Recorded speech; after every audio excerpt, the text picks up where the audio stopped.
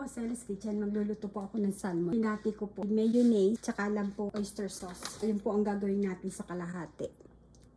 Ganyan lang po. I-spread lang po niya tapos i-oven. Ganyan lang po. Budburan lang po niya ng konting pepper. Tapos yung isa naman po, pepper. Lagyan lang po natin ng konting butter. Ganyan lang po. Lagyan po natin ng lemon. Tapos, magdudurog po kayo ng bawang. I-spread nyo po dyan. Yan, i-oven na po. Lagyan natin ng konting asin. Yan, i-oven. Ito na po siya, luto na po siya. Super lambot po. Ayan po. Lambot sa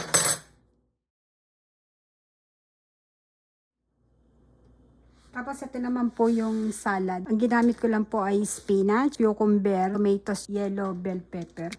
Yan. May masarap pa po kayong salad. Pagkakainin na po, lalagyan nyo na po ng sauce. Lagyan nyo ng sauce tsaka po almond nuts. Bubudbulang na lang po nyo siya nito. Pagkakainin na. Ito pa po yung isang ginawa ko. Cucumber salad naman po. Lalagyan lang po nyo ng garlic salt. Ayan po. Ganyan lang po.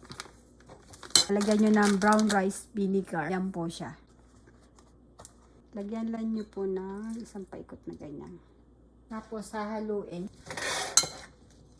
Hintayin po natin mga 10 minutes po. Tsaka po natin kumpletuhin. At tsaka po ito yung red onion. Nilagyan ko po siya ng ice. Natunaw na po yung ice. Tsaka a little bit of water para po mag-stay na malutong. Naka 10 minutes na po. Kaya tatanggalin na po natin yung katas. Yung tubig sa ilalim. Yung juice. Ito na po siya. Inano ko rin po yung tubig nitong ng red onion. Ayan. Tsaka cucumber. Tapos ito po yung green onion. Lalagyan po natin ng minced garlic din.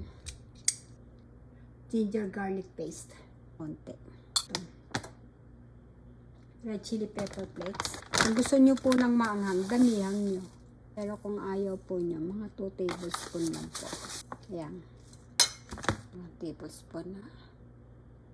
Ayan. Sesame oil. Sugar. Lalagyan din po nyo ng sugar. 1 1/2. Ayan. Yan din po nyo ng sesame. Roasted sesame seeds. Ayan. Ayan. Hahaluin lang po. Ayan. Ready na.